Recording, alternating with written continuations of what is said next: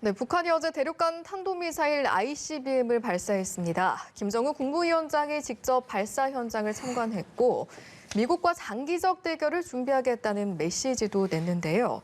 ICBM 개발 중단 약속을 파기한 북한, 그 배경과 향후 한반도를 둘러싼 정세 전망까지 문성묵 한국국가전략연구원 통일전략센터장 그리고 민정훈 국립외교원 미주연구부 교수 두 분과 함께 짚어보도록 하겠습니다. 어서 오십시오. 네, 안녕하십니까. 네, 안녕하세요. 오늘 북한이 ICBM 화성 17형 시험 발사에 성공했다 이렇게 밝혔는데 일단은 이 화성 17형이 어떤 위력을 가지고 있는지 어떤 특징을 가지고 있는지 이것부터 짚어보겠습니다. 네, 뭐 오늘 여러 번 화면에 뉴스에 나왔기 때문에 아마 우리 시청자 여러분들께서도 보셔서 아시겠습니다만 화성 17형은 2017년 11월 북한이 발사했던 화성 15형에 비해서 몸집도 크고요. 길이도 길고요. 그 얘기는 뭐냐면 두 가지로 보시면 돼요. 몸집이 크고 길이가 길다고 하는 것은 첫째는 사거리가 그만큼 길어진다는 얘기입니다. 예. 그러니까 2017년에 발사한 화성 15형의 경우 당시 그때도 고각 발사를 했습니다. 그때 각도와 거리를 환산해 보면 대략 한 13,000km 사거리를 우리가 환산해 낼 수 있는데 이번에 화성 17형의 경우에는 환산해 보면 15,000km 그 이상도 갈 수 있다라고 보고 있거든요. 고도가 6,000km가 넘었습니다. 그렇기 때문에 환산하면 그 정도라면 미국의 동부 끝까지 아니면 지구 어디든 타격이 가능한 사거리를 이미 확보를 했다. 그러니까 김정은 위원장이 전 세계에 우리의 위력을 과시했다라고 말하는 것이 우리는 세계 어디든 마음 먹으면 다 타격이 가능한 그런 사거리를 확보했다라는 걸 얘기해 주는 거거든요. 그다음에 이제 몸통이 굵고 탄두가 크다고 하는 얘기는 뭐냐면 그 탄두에 여러 개의 탄두를 실을 수 있는 겁니다. 말하자면 한 번 발사해서 발사된 그 하나의 미사일에서 예를 들어서 뭐 뉴욕도 타격하고 워싱턴도 타격하고 동시에 여러 군데 타격을 하면서 요격을 회피해서 자기들의 타격 목표를 타격할 수 있는 그런 역량을 확보할 수 있다라고 하는 의미를 담고 있거든요. 그렇기 때문에 이 김정은 위원장도 북한이 발표한 내용을 보면 미국에 대해서 강력한 억지, 그다음에 어떤 공갈에도 대처할 수 있는 능력을 확보했다. 그런 얘기를 하고 있고 장기적 대결을 준비하고 있다. 이런 언급도 하고 있는 겁니다. 알겠습니다. 이제 전반적으로 분석을 해주셨고 역시나 고각 발사 그리고 다탄두 기술 말씀해 주셨는데 이제 세부적으로 또 하나씩 짚어보도록 하겠습니다. 이제 고각 발사가 굉장히 이제 눈길을 끄는 부분인데 이게 또 사거리와 전체적으로 또 연결이 돼 있는 부분이지 않습니까? 고각 발사가 왜 의미 있는지도 좀 짚어주시고요. 미국에서도 또 사거리가 얼마나 되느냐 주시하고 있을 텐데 이 부분도 한번 짚어주시죠. 예, 그렇습니다. 센터장님 말씀해 주신 것처럼 일단 화성 17형이 화성 15형에 비해서 몸집도 커지고 이제 대부분의 재원에 있어서 발전된 모습을 보여줬다. 이 부분에 가장 주목을 하는 것이고요. 고각 발사에 주목하는 이유는 아무래도 저희 ICBM이라고 했던 탄도 미사일이 어느 정도까지 날아갈 수 있느냐. 그래서 센터장님 말씀해 주신 것처럼 미국 전역을 타격할 수 있는 정도로 날아갈 수 있다. 그만큼 장거리를 갖다가 비행할 수 있다라는. 그래서 ICBM이 운반 수단으로서 미국 본토를 타격할 수 있는 능력이 있다라는 것은 그것은 굉장히 미국한테는 안보상에서 위협이 되는 것이죠. 사실 산테 교수님 말씀해 주신 것처럼 2017년 11월에 화성 15형이 개발되기 전까지만 해도 미국 입장에서는 북한 핵 위협에 대해서 그렇게 직접적인 위협으로 느끼진 않았어요.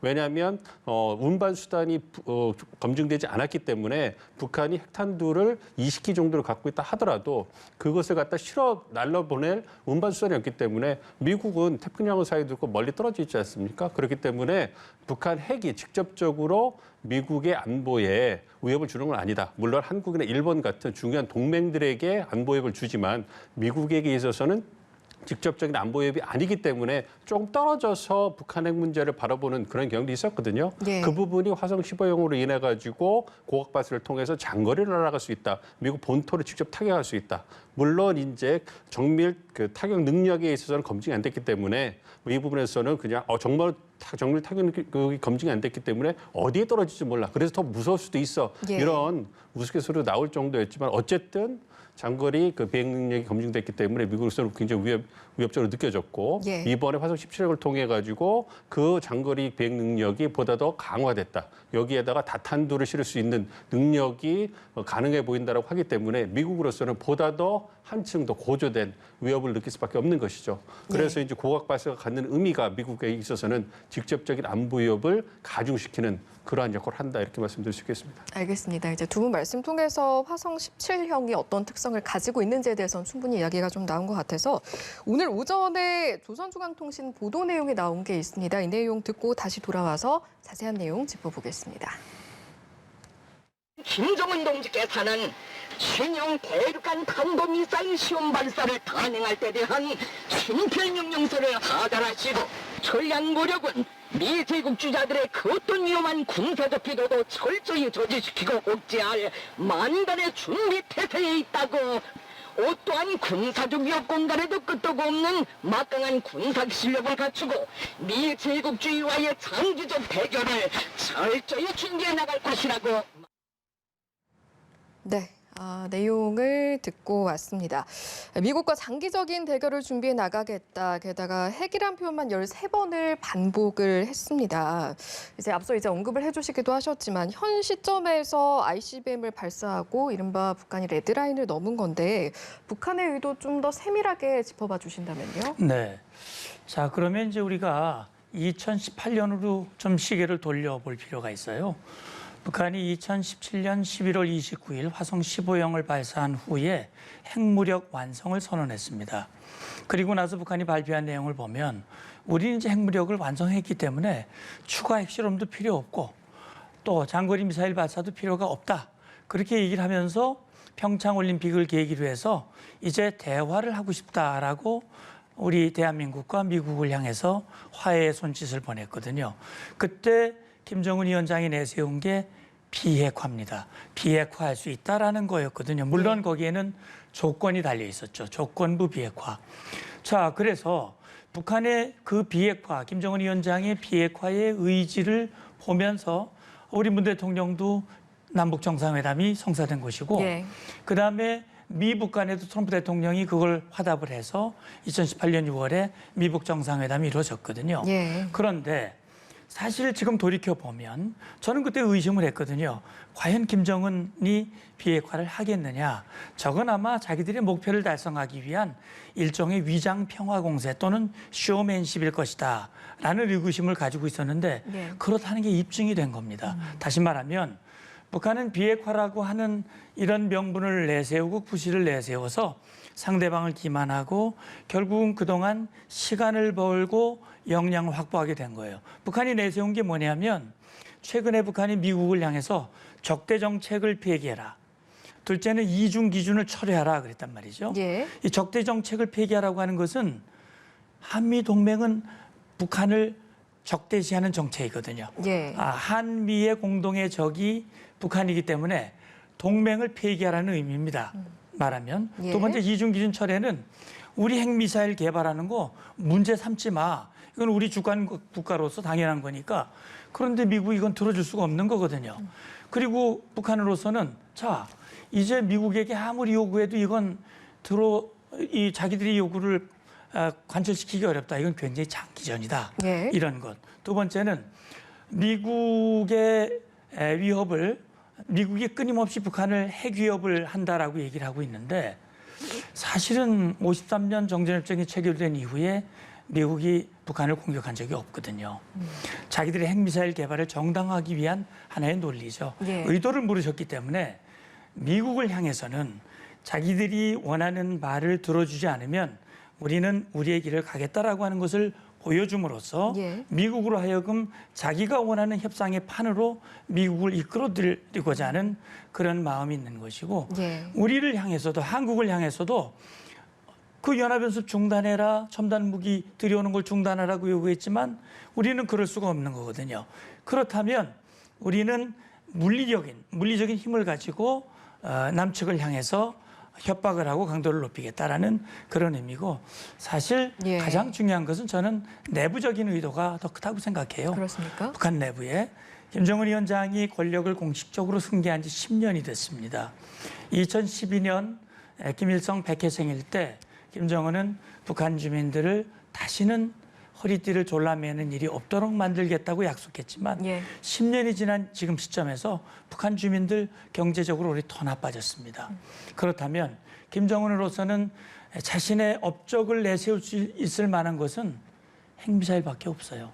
그 없는 위협을 만들어서 그 위협을 상정해 놓고 그 위협에 강력하게 대응하는 김정은의 리더십이야말로 예. 위대한 것이라고 강조하면서 주민들 어려운 거 참아라.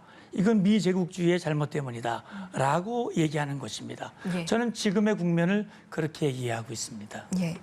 북한이 왜 이런 도발을 할 수밖에 없는가 그것을 이제 과거부터 쭉 이제 되짚어 주시면서 분석을 해주셨는데 그렇다면 왜 지금인가라고 봤을 때 일각에서는 이런 분석도 나옵니다. 우크라이나 사태가 북한의 도발을 키우지 않았을까? 이 부분은 좀 동의를 하십니까? 뭐 동의를 하는 부분이 있는데요. 그것이 주된 원인이라고 생각하지 않습니다. 우크라이나 사태 같은 경우에는 이제 북한이 원래 계획했던 계획표, 즉 협상의 계획표에서 이제 아무래도 2018년도에 한반도 평화 프로세스가 시작돼서 이제 트럼프 행정부와 이제 그 비핵화를 담판으로 해서 예. 이제 그 자신들의 경제 제재라든지 치자안전 보장을 얻고자 하는 협상이 시작이 된 거거든요. 그 협상의 판이 이제는 끝났고 새로운 판을 열어야 되겠다라는 전략적 판단을 썼다고 생각을 합니다. 예. 그래서 이제 바이든 행정부가 2021년 초에 출범을 하고 이제 새로운 대북 정책이 나왔는데 그것이 과거의 오바마 행정부 때의 대북 정책, 즉 전략적 인내 2.0에서 나아가지 않은 부분이 있거든요. 그러니까 아무래도 그 북한의 입장에서는 트럼프 행정부 지나고 바이든 행정부가 들어왔을 때 과연 어떠한 대북 정책의 모습을 보여줄 것인가에 대해서 한번 그 관찰을 해보고 바이든 행정부의 대북 정책이 오바마 행정부 때와 차이가 없다. 이래서 이제 아무래도 신중한 모습을 보이면서 언제 이 판을 접고 새로운 판을 시작해야 되는가를 이제 계산을 했다 이렇게 생각을 하고 있습니다. 그래서 그렇게 신중한 모습을 보이면서 그 와중에 내부 결속과 국방력 강화를 위해서 핵미사일 능력을 계속 발전시켜 온 거고요. 이제 또 다른 카운터파트라고 할 수 있는 한국에 있어서도 예. 정권이 이제 바뀌게 되는 상황이 왔기 때문에 미국에 이어 이제 한국에서도 이제 그 북한을 보는 시각이 달라질 수 있고 협상의 전략이 달라질 수 있기 때문에 예. 이제는 과거 시작 2018년의 협상을 정리를 하고 새로운 협상을 시작하기 위해서 대미 협상력 제고를 위해서 이제 모라토리엄을 했던 핵미사일 발사 실험을 폐기를 하고 이제 보다 더 강화된 어떤 핵미사일 능력을 바탕으로 해서 예. 이제 한국과 미국에게 협상력을 제고하는 모습을 보이는 거고 이러한 와중에 우크라이나 사태가 이제 벌어져서 북한으로 하여금 핵미사일 발사를 할 수 있는 그러한 공간을 더 확보해 준 것이죠. 왜냐하면 미국이 우크라이나 사태에 직면을 해서 러시아와 중국과 굉장히 대립각을 보이고 있기 때문에 북한은 러시아와 그 중국과 편을 같이 해서 예. 이제 그 도발을 한다면 그렇다면 안보리 제재라든지 국제사회의 제재에 있어서 북한이 움직일 수 있는 여지가 더 커지기 때문에 그런 측면에서 우크라이나 사태가 북한 행동에 도움을 줬다 이렇게 좀 보고 있습니다. 예, 알겠습니다. 이제 시선은 추가 도발이 조만간 일어날 것인가 이 부분인데요. 이 내용은 좀 두 분께 질문을 드리겠습니다. 일단은 당장 김일성 주석의 생일 태양절 그리고 한미연합훈련이 다음 달에 예정이 돼 있는데 추가 도발 가능성 어느 정도로 전망을 하시는지요? 개인적인 의견입니다만 추가 도발 가능성은 굉장히 높다고 생각을 하고 있습니다.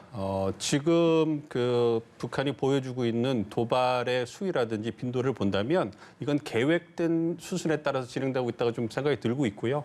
이제 ICBM을 시험 발사했기 때문에 이제 그 아까 이제 센터장님 말씀해 주신 것처럼 다탄두 그 이제 탑재 능력이라든지 분리 능력이라든지 또 이제 그 ICBM에 실어서 핵탄두가 제대로 폭발할 수 있을 것인가 이 부분에 대해서도 검증을 해야 되지 않을까 좀 생각을 하고 있습니다. 예. 그리고 미국과 한국의 입장, 특히 이제 한국이 정권 교체기이기 때문에 아무래도 한국의 신정부의 대북 정책이 나올 때까지는 몇 달이 소요될 거라고 생각을 하거든요. 그러면 시간은 충분한 거죠. 그 북한의 입장에서는.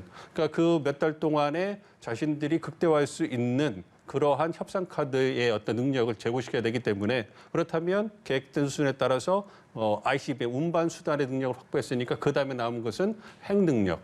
그리고 이제 아까 이제 고각 발사만 했기 때문에 물론 이제 정상 각도로 발사하기는 어려울 겁니다. 그것이 미국이 굉장한 경고로 위협으로 보여줄 수 있기 때문에 예. 그렇지만 어느 정도 절충한 형태의 어떤 도발은 가능성이 있지 않을까 좀 생각을 하고 있습니다. 예, 알겠습니다. 추가 도발 이야기 조금 더 해보겠습니다. 수위와 종류 이제 간단하게 전망은 해주셨습니다만 어느 정도로 좀 예측을 하시는지요? 예, 일단 북한의 이제 ICBM 발사에 대해서 미국이 일단 벌써 제재 카드를 꺼냈죠. 그 다음에 이제 생각해 볼 수 있는 것은 우리 한국도 미국과 함께 아마 어제 이 북한의 미사일 발사 직후에 우리 군도 이 지상과 해상과 공중에서 각각 대응 미사일 발사를 했거든요. 그리고 아마도 4월에 예정된 한미연합연습 형태, 예. 또 그다음에 미국 전략자산의 전개, 특히 그동안 중단했던 이 미국의 전략자산, 특히 괌에서 날라왔던 B-1B라든지 B-50이라든지 이런 전략자산의 전개 가능성이 충분히 있거든요. 예. 그렇다면 북한으로서는 그것이 또 추가 도발의 명분이 될 수가 있어요. 그다음에 한 가지 주목하는 것은 4월 15일은 북한으로서는 가장 큰 명절이라고 할 수 있는 김일성 100회 생일이고 예. 그때 뭔가 지금 대규모 열병식을 준비하고 있는데 김정은 위원장이 최근에 서해 위성 발사장, 동창리 미사일 발사장을 직접 방문했고 여러 가지 형태의 위성을 발사하도록 준비하라고 그랬거든요. 그래서 우리 교수님 말씀하셨습니다만 이제는 고각 발사가 아니라 그래도 어느 정도 각도를 유지하면서 거리를 늘리는, 그러나 그것은 위성이라고 주장하면서 사실 위성이나 ICBM이나 원리는 똑같거든요. 예. 그렇기 때문에 그걸 주장을 하면서 거리를 늘린 그런 그 발사를 할 가능성을 배제할 수가 없고요. 그다음에 지금 풍계리 핵실험장 지금 계속 복구 작업을 하고 있습니다. 예. 그렇기 때문에 교수님 말씀대로 전술핵 탄두라든지 다탄두 폭발 실험이라든지 추가 핵실험 가능성, 그 외에 다양한 도발의 가능성, 이것은 열려 있다고 생각이 되고요. 예. 상당히 지금 ICBM 발사는 도발의 마감이 아니라 일종의 도발의 출발선일 가능성이 현재로선 더 높다 하는 생각이 듭니다. 예. 말씀해 주신 가능성 때문이라도 다음 달 예정된 한미연합 훈련의 규모는 어떻게 될지 또 방식은 어떻게 될지도 궁금한데 현 상황이라면 어떻게 좀 판단을 해서 규모가 어느 정도로 좀 진행이 되게 될까요? 예, 사실 이제까지 계획되어 있는 것은 지휘소 연습이죠. 다시 말하면 컴퓨터로 시뮬레이션하는 그런 지휘소 연습 방식인데 지금 그동안 역대 연합 사령관을 지냈던 분들은 이대로는 안 된다. 2018년 이후에 사실 실병 기동이 수반되는 연합연습은 사실 중단된 거거든요. 대대급 이하에는 뭐 명맥이 유지되고 있지만 그 높은 급에서의 실병 기동, 과거에 이제 RSOA 훈련, 네. 키리졸브라든지 폴이글이라든지 UFC라든지 이런 연습들이 다 중단이 됐기 때문에 그래서 이제 북한의 핵미사일 위협이 높아지고 지금 결국 북한의 도발 가능성이 많아지는 상황 속에서 한미연합연습을 제대로 복원을 해야 된다. 그렇게 해서 Fight Tonight, 직접 이제 언제 상황이 발생해도 즉각 대응할 수 있는 연합 억제력을 제고시켜야 된다. 그렇다면 사실 이미 합의된 그 연합 연습의 형태를 갑자기 확 늘리기는 아마 쉽지 않을 수 있습니다. 예. 그래서 지금 해볼 수 있는 것은 그동안 앞서 말씀드렸듯이 전략자산의 일부 전개를 결합을 해서 예. 하는 방안이 아마 검토될 수 있으리라고 생각이 되고요. 이제 새 정부가 출범하고 다음 후반기의 연습은 뭔가 과거의 연습의 형태로 전환될 가능성 저는 예. 있다고 생각을 합니다. 예, 알겠습니다. 네, 그리고 네, 잠시 화면을 좀 보여드려야 될 것 같은데요. 북한이 어제 쏘아올린 신형 ICBM 화성 17형의 영상, 발사 영상을 공개를 하는 것 같습니다. 화면 직접 보시겠습니다. 네, 김정은 위원장은 화성 17형 시험 발사 전날인 그제 신형 ICBM을 발사한 데 대한 친필 명령서를 하달을 했다고 하는데요. 앞서 조선중앙TV는 그 소식을 함께 보도하기도 했습니다. 대담을 통해서도 함께 이야기를 나눠봤습니다만 화성 17형 정상 각도보다 각도를 많이 높여서 쏘는 고각 발사 방식으로 발사가 됐습니다. 최대 정점 고도가 6,248km라고 밝혔는데요. 이 ICBM을 정상 각도로 발사할 경우에는 최대 사거리 15,000km를 넘을 것이다. 이런 관측이 나오기도 합니다. 네, 조선중앙TV에서 보낸 발사 관련 화면을 지금 직접 보내드리고 있습니다. 화성 17형 시험 발사 장면이 담긴 영상이고요. 그 과정에 대해서 지금 함께 보고 계십니다. 김정은 국무위원장이 순환 비행장에 나가서 화성 17형 발사를 참관을 했는데 아마 이제 그 일련의 상황들을 지금 영상을 통해서 보여주고 있는 모습으로 보입니다.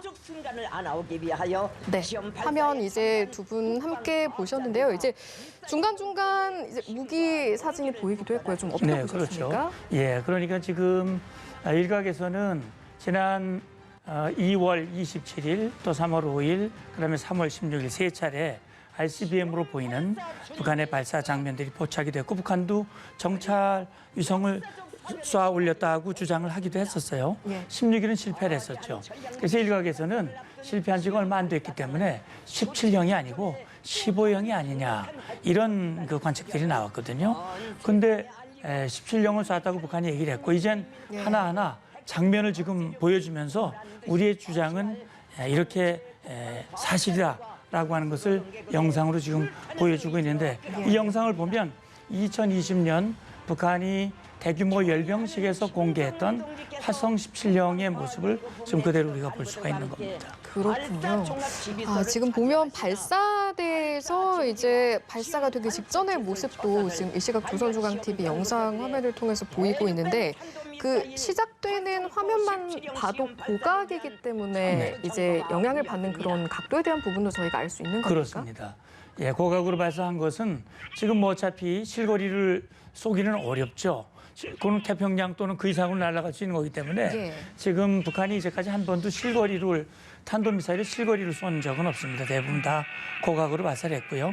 그 연료를 조절하면서 고도와 거리를 이제 조절을 했는데 지금 이번 같은 경우는 이제 최대의 고도를 올려서 실제 거리 70여 분간 비행을 함으로써 미국 본토까지 날려보낼 수 있다라고 하는 것을 입증시키는 그런 과정인데 다만 이 사거리는 그렇게 입증시킬 수 있지만 다탄도라든지 또 실제 목표에 정확하게 도달시킬 수 있는 부분이라든지 또는 대기권으로 재진입하면서 이게 과연 탄두가 제대로 그 기능을 발휘할 수 있는지 여부는 아직 한 번도 검증이 되질 않았거든요. 그렇군요. 북한은 그런 주장을 하고 있지만 전문가들은 거기에 대해서 이게 100% 능력이 검증된 것은 아니다. 다만 사거리는 충분히 확보가 됐기 때문에 미국으로서도 상당히 위협을 느낄 수 있고 거기에 대한 대응을 지금 하고 있는 겁니다. 그렇군요. 지금 고도로 올라가는 장면이 지금 잡히고 있는 것이죠. 예, 알겠습니다. 그래서 저는 어제 김정은 위원장이 그 명령서를 내리면서 거기서 쓴 표현 중에 하나 보면 용감히 쏴라 이런 표현이 들어가 있어요. 용감히 쏴라라는 얘기는 왜 했을까 생각해 보니까 본인에게 한 것 같아요. 본인에게. 그 용감히 쏴라 하는 것은 왜냐하면 이걸 쐈을 경우 이제 오게 될 후과가 상당히 계산할 겁니다. 상당히 그 예상치 못했던 그 어려움이 닥칠 수도 있지만 나는 과감하게 하는 지도자다라는 것을 내부적으로 보여주고 그런 그 의미가 아닐까 하는 생각이 들더라고요. 예, 알겠습니다. 이제 말씀하시는 중에도 저희가 어제 북한이 쏘아 올린 화성 17형 발사 장면 중간중간 계속해서 보여드렸는데 이제 앞서 이런 말씀 해주셨습니다. 북한이 주장하고 있는 만큼 실제로 100% 능력이 발휘됐을지 정확히는 알 수 없다라고 말씀을 해주셨는데 그렇다면 정확한 분석 내역 같은 경우에는 이제 한미에서도 각각 분석을 들어갈 텐데요. 좀 어느 시점이 되면 정확히 알 수 있는 겁니까? 글쎄요, 그 부분에 대해서는 계속 추정으로 남지 않을까 생각을 합니다. 왜냐하면 예. 실물을 좀 보고 아니면 그 잔해물을 그때 수거를 해서 파악해 뭐 정확한 재원이라든지 어떤 부품을 확인할 수 있을 텐데 예. 그 부분은 좀 어려울 거라 생각을 하고요. 물론 이제 우리 군과 미국에서 어떤 그 추적을 하고 있지만 실질적으로 어떤 그 레이더상에서 보는 거지 실물을 하는 부분은 좀 어렵거든요. 예. 그런 부분에서 본다면 아무래도 그 북한 쪽에서 하는 내용을 바탕으로 해서 이제 전문가들이 다양한 주장을 내놓을 겁니다.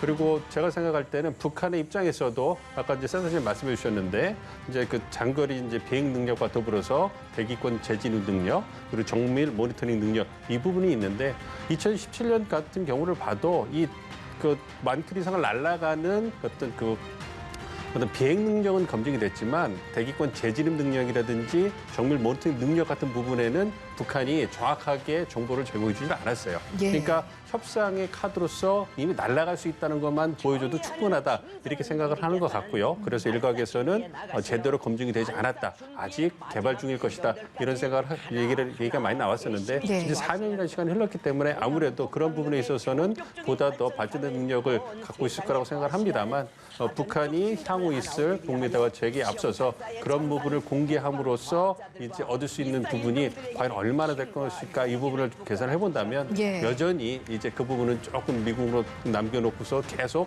협상의 카드로서 활용할 그 가능성이 있기 때문에 그 부분을 갖다가 정확하게 검증하기는 쉽지 않을까 이렇게 생각하고 있습니다. 알겠습니다. 끝으로 이 질문도 좀 드려야겠습니다. 우리나라 같은 경우에 또 정권 교체기에 있기 때문에 이런 북한의 발사와 도발, 우리 정부는 좀 어떻게 대응을 해나가야 한다고 보시는지 두 분 간단하게 한마디씩 듣겠습니다. 예, 지금 가장 시급한 것은 우리 대한민국의 안보, 또 우리 안전을 지키는 일이 무엇보다 가장 중요하죠. 우리는 북한과 달리 핵을 보유하지 않고 있기 때문에 미국이 제공하는 핵 우산 확장 억제를 공고히 하는 것이죠. 그래서 엊그제 국방부에서도 이 인수위 측에 보고를 했습니다. 확장 억제를 확고하게 하기 위한 한미 협의를 다시 재개하겠다라고 예. 얘기를 했거든요. 바이든 대통령도 유럽에 가 있지만 한국과 관련된 방위 공약은 확고하다고 얘기를 했어요. 예. 그래서 한미동맹을 공고히 하고 우리로서는 우리의 대응 역량을 강화하면서 특히 북한을 향해서 김정은이 이런 무모한 도발을 하면 반드시 책임이 뒤따른다라고 하는 것을 분명히 보여줘야 됩니다. 알겠습니다. 그걸 지금 강구해야 됩니다. 예. 교수님께 30초 정도 드릴 수 있을 것 같은데요. 간단하게 한 말씀 예, 부탁드립니다. 뭐 센터님 많이 말씀해 주셨으니까요. 가장 중요한 것은 안보 공백이 없도록 이제 하는 부분이 가장 크겠죠. 이제 그 북한이 도발을 했기 때문에 우리 국민들이 많은 불안을 느끼시는 게 많은 분들이 계시거든요. 그렇기 때문에 말씀해 주신 것처럼 이제 문재인 정부와 이제 들어오는 윤석열 정부 사이에서 긴밀한 소통을 통해서 그리고 한미 간 그리고 한미일 그리고 국제사회 공조를 통해 가지고 이제 북한의 도발에도 우리 안보는 튼튼하다는 것을 우리 국민들에게 보여주는 그러한 믿음직한 모습을 보여주기를 기대합니다. 예, 알겠습니다. 앞으로의 대응이 더욱더 중요해 보입니다. 여기까지 듣고 마무리하죠. 문성묵 센터장 그리고 민정훈 교수와 함께했습니다. 고맙습니다. 감사합니다.